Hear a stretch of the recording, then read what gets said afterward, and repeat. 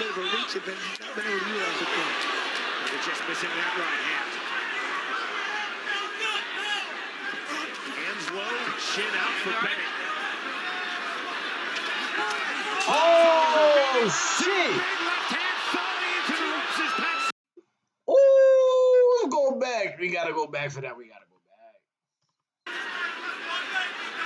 And it's feeling as though he's Body. in full control. 40 seconds Good remaining. felony haircut. Sullivan trying to counter, swinging a miss with the right hand from Charles Bennett. And Sullivan does have a little bit of a reach advantage. He's not been able to utilize it yet. And his Just mouth. missing that right hand. Hands low, chin out for Bennett.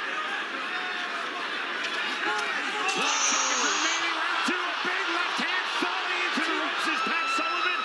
And ruled as a knockout by Dave Braslow. Rodney, so Sullivan still has. Ooh, look at his face. Look at his face, y'all. Y'all gotta look at his face, y'all. He looked like, you ever seen the movie The Goonies? The monster inside that cave, he'd be like, hey, you guys. Yo, this how he look, yo. Shit. Wait, hold on. I might have to show you how he look, y'all.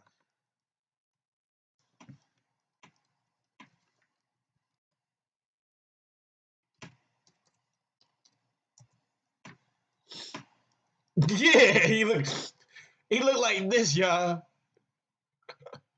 He looked like the sloth. He looked like the sloth from the Goonies right here, boy. Hold on.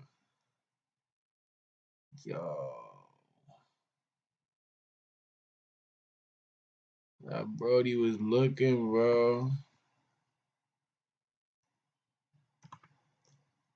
This is how bro was looking.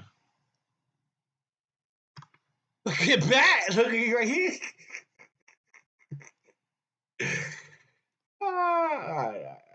Enough clowning. Look, he's falling backwards. Look at I don't think he wants it anymore. He's done. This fight is over. Oh, he beat the shit out of Pat. TMC for felony. Pat ain't stand a chance. That boy Bennett felony caught a felony, boy. Shout out to Pat. And look at the And whoever put their money on Pat lost their bread. But felony, boy, it was a good night. face. It's a bad cut. Pat Sullivan, you could tell by the way he looked when he got up.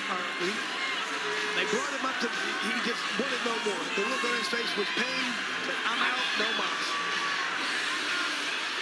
He didn't get totally knocked down. The rope saved him, and Sean, that's a correct call. The rope saved you from hitting the ground. That is considered a knockout. In the combat sports world, Chris, there is the perception of felony Charles Bennett, and then there is the reality of Charles Bennett. Yeah, that boy felony whooped his ass.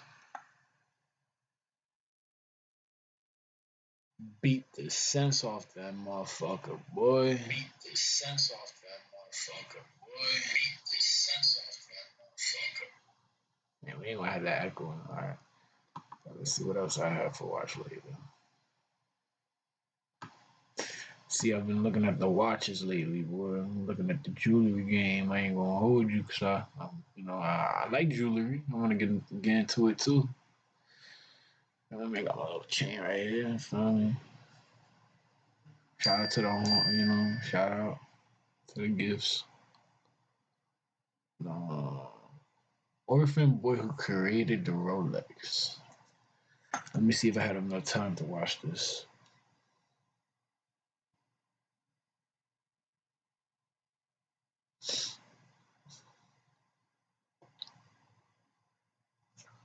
I don't know. I don't know if I do have enough time to watch this. Yeah. What else I have? What else I have? What else I have?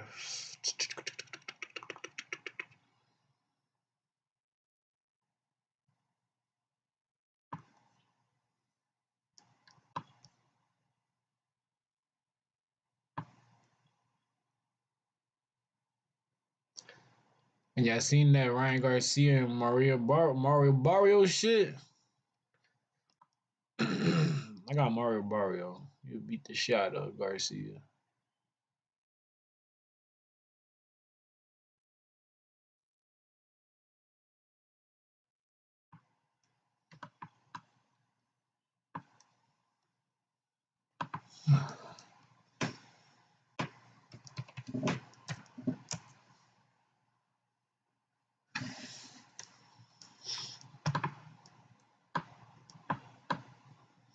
That's a good one.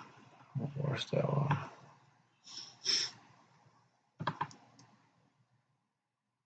KGB CIA spy.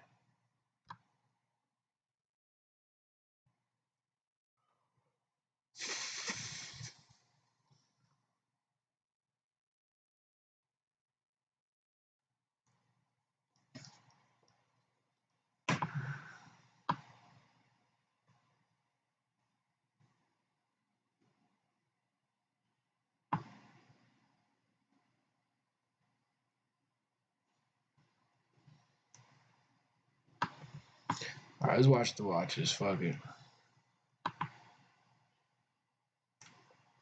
At 145 pounds, Pat Sullivan. I'm aiming today for 500 to 700K in sales. Sometimes we hit $1 million in sales, but those are like when I put up really heavy hitters. Would you trust a stranger with $20,000 of your own money to flip in a single day? Well, I did, right here on 47th Street. I seen this guy before, chat. Not in real life, but like in the videos and stuff. He's a famous jeweler, I guess. Like, you know, I guess everybody's seen him. But The most cutthroat does like block in New York Rolexes and City. stuff like This that. is There's like Moses. tracks Let's be just say doing he in New makes York. $500,000 a day flipping watches.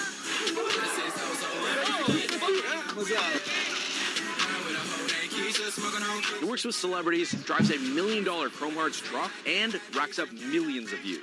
But Moses' story isn't just about making money. It's about walking away from what's safe and betting on pure hustle. After high school and working at sandwich shops, he tried real estate and thought it would be his way out. That's when his dad, an old jeweler, asked him to help out on 47th Street. So he made it, right? Fuck no. $60 a day cleaning antique jewelry. He was still broke and depressed. But something clicked. He felt an energy he never felt before. He became obsessed with the hustle. And for 8 years, he put his head down and learned how to move in the watch game. Then one day, his friend pulled out his phone and filmed him negotiating a deal. No script, one take, post. 15,000 views in 24 hours. From that moment on, Moses turned the streets into a stage. Millions of views, flipping watches like pancakes, making $500,000 a day flipping watches with his friends. So today, I'm putting him to the test. 500,000 a day flipping watches with his friends. Okay, oh Lord, what the fuck are me and my friends are doing? The fuck? We're over here and playing games, getting out of work, doing Amazon. These motherfuckers flipping watches for 500,000 a day. I wish I had a boom right here, like the.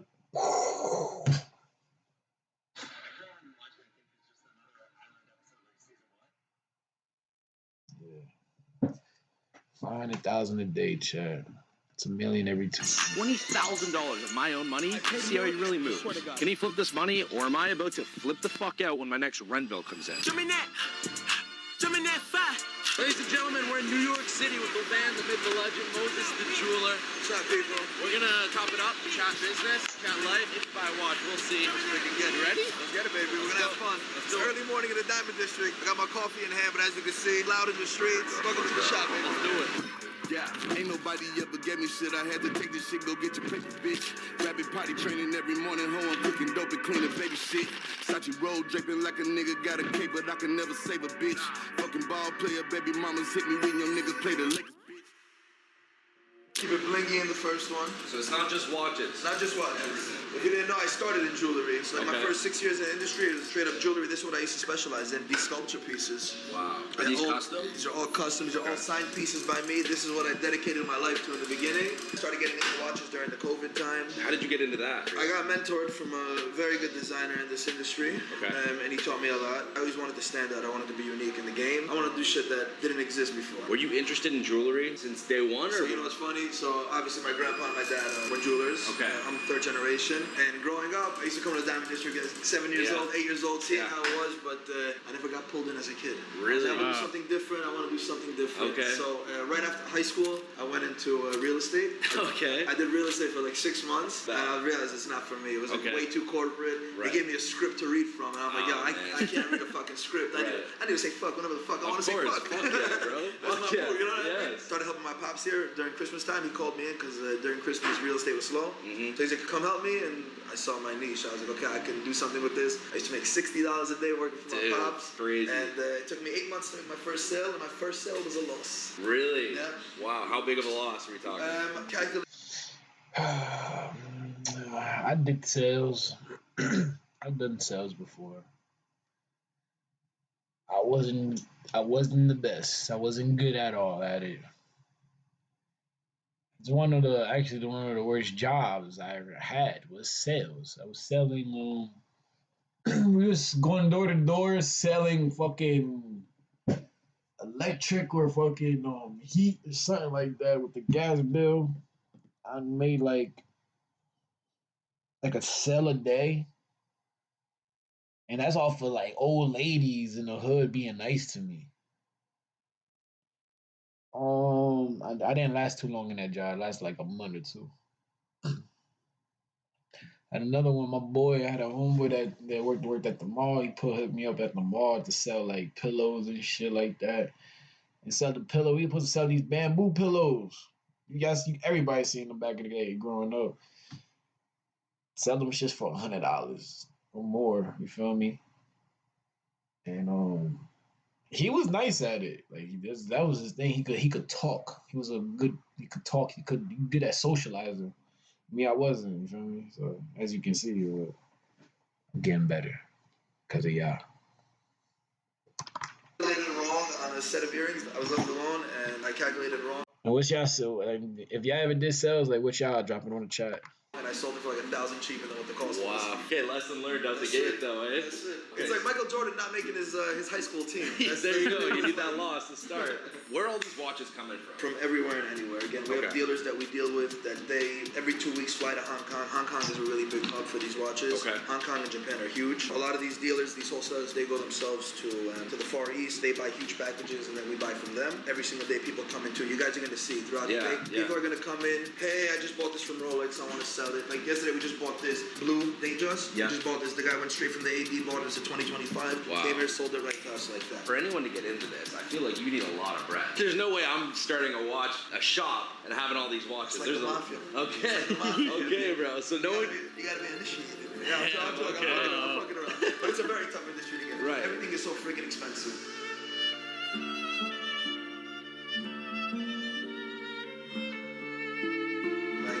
Every small problem, like let's say like an older GMT, and he gets it, and in 2 months from now he's like, yo, the watches are running so well, I need to get it serviced.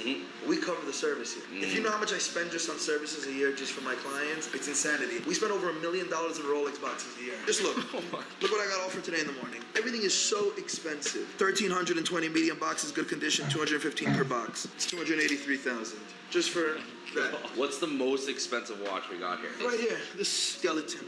Wow. This is the newest release. This is a white gold factory sapphires. And the coolest thing that they did is that they did the blue balance wheel to match the sapphires. How many of these do you think are made? It's not numbered, but I would have to say less than 200 pieces in the world. Wow, okay. It's not numbered. Wow. And then I have my own skeleton, of course.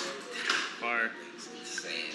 How much was that? This one, I paid a touch under 300, which was a steal. I sold once before. Actually, Ben sold it to one of our clients for 400,000. Boys touching money, Just, Chad. I don't know. 300K on your wrist is fucking insane. I just think back to younger me, what I would think. Like, what does younger Moses think when he sees that on his wrist? It's insanity. I used to dream to wear a freaking buzz-down Datejust. That was like my dream watch. Right. Now it's on your wrist. Yeah, I don't take it for granted, and I give my all every freaking day. Believe me, I'm a nigga boy, they love me. We bought 180 iced out Cartiers in one sit down. Yeah. Is that big for you guys now, or is that like a normal thing? It's just how we deal now. You get kind of numb to the numbers when you're dealing in such big volume. But again, we ship out 200, 300 watches a week.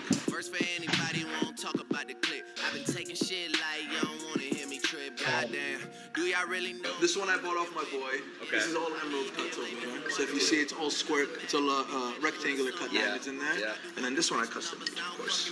Yourself. That's Moses insane. piece right here. Every time I see that, I'm like, I know it's yours. I just like, That's it. I can't see a video without that thing on. It's crazy, bro.